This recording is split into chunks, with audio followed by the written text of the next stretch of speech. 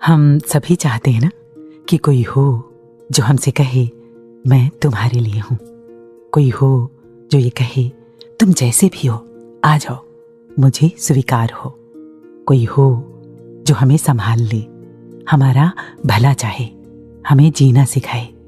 अब आप पूछेंगे ऐसा कौन होता है भला? तो मैं कहूंगी कि अगर ऐसा कोई नहीं होता तो हमारी जिंदगी, हमारा अस्तित्व ही संभव न होता। कोई है जो हमारे जीने में सहयोग कर रहा है, कोई है जो हमारी जिंदगी में रंग भर रहा है, कोई है जो हमारा भला चाहता है और चाहता है हम जिएं, खुश रहें। लेकिन हमने उसकी ओर ध्यान ही नहीं दिया। एक बात बताऊं, उसे सुनने के लिए कान चाहिए, उसे देखने वाली आंखें और उसे महसूस करने वाला प्यार से भरा दिल। और ऐसा कोई हम सबकी जिंदगी में है। सोचो वो कौन है, क्योंकि आज हम उनकी चर्चा, उनका शुक्राना करने वाले हैं। जी हाँ, आप जानना चाहते हैं ना कि वो कौन है? वो कोई एक इंसान नहीं है, वो है ये सारी की सारी कुदरत। जैसे ये ज़मीन व आसमां, चांद सूरज, हवाएं घटाएं, नदियाँ झरने पेड़ पौधे, ये सारी की सारी कायनात जिसके होने से ही हमारा अस्तित्व संभव है। पुराने समय में लोग इन्हें देवता कहकर पूजते थे। देवता यानी देने वाला। मैं ये नहीं कह रही कि इन सब पर ही ठहर जाएं, लेकिन इनका आभार मानें, इनका सम्मान करें, इन्हें दूषित होने से बचाएं। तो ये तो हुई कुदरत की बात, नेचर की बात। इससे हटकर भी अगर हम अपनी जिंदगी में देखें तो हमारी जिंदगी में हमेशा दूसरों का सहयोग रहा है, क्योंकि हमें परमात्मा ने बनाया ही ऐसा कि हम दूसरों के सहारे के बिना एक कदम भी नहीं चल सकते। फिर चाहे वो हमारे माता पिता हों, दोस्त हों, मित्र हों, ऑफिस में कलीग्स हों या फिर कोई भी हो, यहाँ तक कि दूध वाले, सब्जी वाले, फ्रूट्स वाले भैया ही क्यों ना हो। कई बार हम सोचते हैं कि इस फला चीज के लिए हमने तो जी कीमत चुकाई है, फिर उसका एहसान कैसा? एहसान फिर भी है। पैसा मतलब चंद सिक्के या कागज के टुकड़े, उनकी कीमत बनाती हैं हमारी ज़रूरत की चीज़ें और उनसे जुड़े इंसान।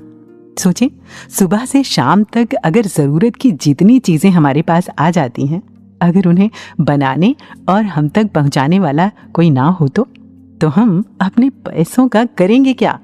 एक दिन के लिए, बस एक दिन के लिए वो जो सफाई करते हैं वो ना आए, वो दूध वाले सब्जी वाले भैया ना आए, काम करने वाली हेल्पर ना आए, ऑफिस पहुंचाने वाले ट्रांसपोर्ट ना मिले, और हाँ, दिल की बात सुनने वाले वो दोस्त, वो सहेली ना मिले, बस एक दिन के लिए सब कुछ ठप हो जाए तो।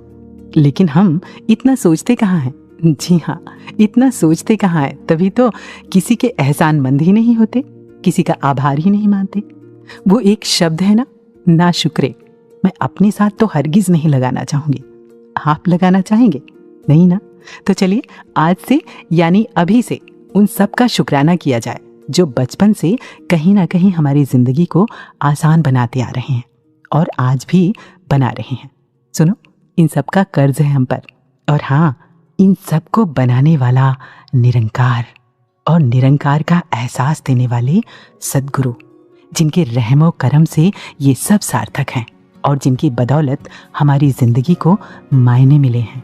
हमारे कहते हैं कि जब धरती तपती है ना तो बादल पानी भर कर लाते हैं, और फिर जब तरसती धरती की प्यास बुझती है तो वसंत के महीने में धरती हजारों हजारों फूल खिलाकर बादलों का, आसमान का शुक्राना करती है। ये वही वसंत का मौसम है, मार्च का महीना है, और ये महीना है रंगों का, उमंगों का, फूलों का, और हाँ, दुआओं का, रहमतों का, क्योंकि इसी महीने दुनिया में आना हुआ हमारे प्यारे साकार सद्गुरु का। जी हाँ, सद्गुरु जो मुझे अपनी सांसें दिए जा रहे हैं, ये उनका करम है, किए जा रहे हैं। मुझे पूरा करता है बस इनका होना, ये मेरे सर पे साया किए जा रहे हैं।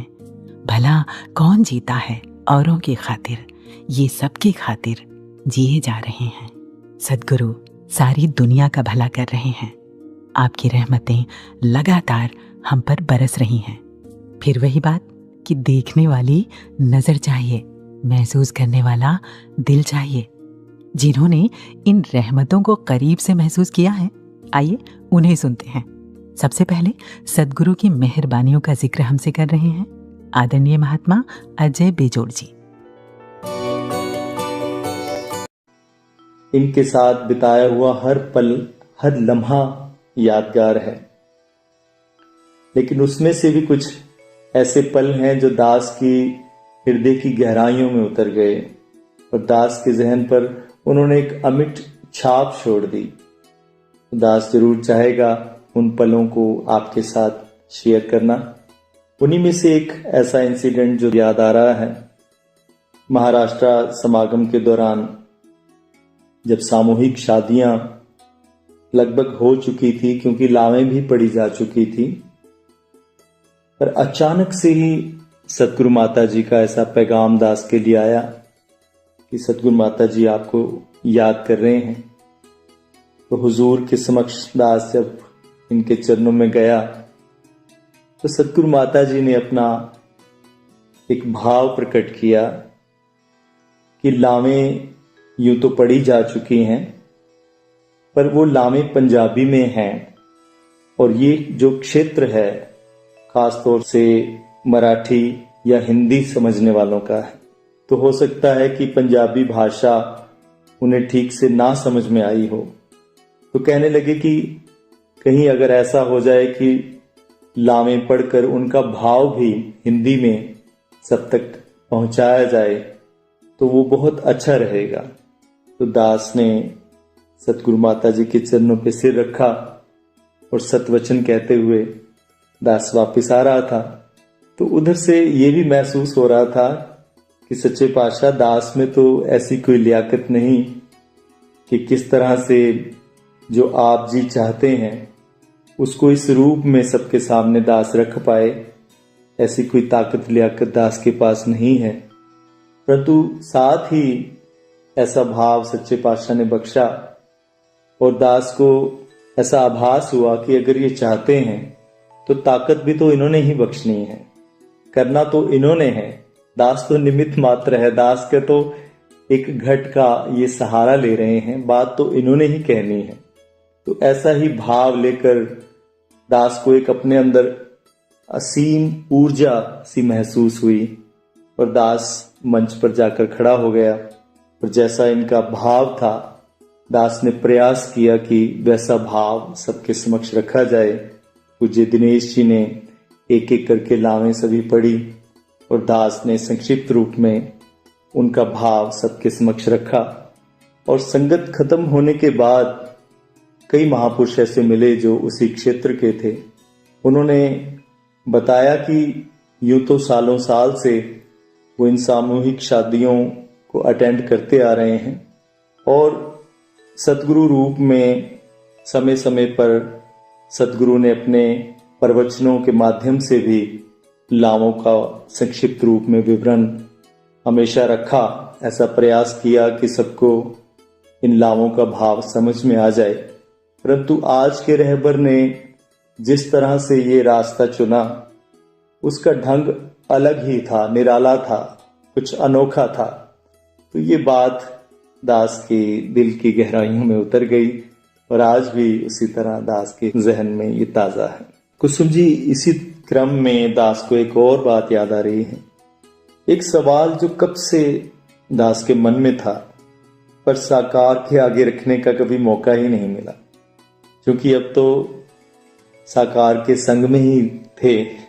तो एक जगह ऐसा अवसर दास को मिला तो दास ने हुजूर से पूछ ही लिया कि हुजूर, हम सब के लिए तो आप भगवान हैं, परमात्मा का रूप हैं, क्योंकि साकार और निराकार में तो कोई फर्क, कोई भेद है ही नहीं।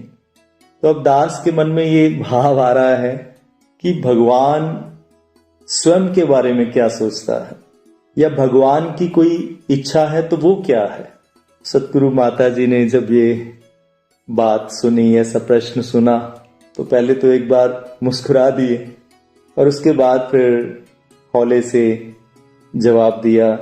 कहने लगे कि हाँ, बस ठीक से सबकी सेवा कर पाऊं। कुसुम जी, यकीन मानिए, जब ये बात दास ने सुनी तो दास की आंखें नम हो गई और अचानक ही वो ध्यान आया कि दास तो कहीं ये सोच रहा था कि दास सेवा के लिए आया है, इस कल्याण यात्रा में शामिल हुआ है कि दास कुछ सेवा कर पाएगा। पर जब ये बात सुनी कि हुजूर स्वयं कह रहे हैं कि मैं सबकी सेवा कर पाऊं, तो फिर लगा कि वाकई ही सेवा तो वास्तव में ये ही कर पा रहे हैं। हम तो क्या सेवा करेंगे, अपना सब आराम त्याग कर इतनी लंबी लंबी यात्राएं, बेहद थका देने वाली यात्राएं ये कर रहे हैं, तो किस लिए कर रहे हैं? मानवता की भलाई के लिए ही कर रहे हैं।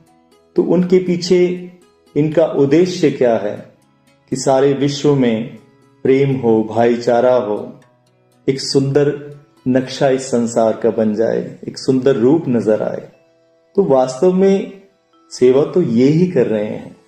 तो ऐसा भाव सुनकर वो दास आज भी जब याद करता है तो आंखें छलछला उठती हैं कि कैसे ये आज का रहनुमा, आज का रहबर दिल में केवल एक जज्बा लिए हुए हैं कि ये परमात्मा जो कण कण में विद्यमान है, इस परमात्मा की अंश सारा मानव मात्र है और ये आत्माएं इस परमात्मा को जान लें ताकि उनके जीवन का उद्देश्य पूरा हो और उसके बाद वो अपनी जीवन यात्रा को ठीक ढंग से, प्रेम से व्यतीत कर पाए। जब कोई हमारे प्रिय की, हमारे आराध्य की बातें, रहमतें हमसे साझा करते हैं तो जाहिर सी बात है कि सुनते रहने का दिल करता है और लाखों शुक्राना निकलता है दिल से। सत्संग जी प्यार से कहना,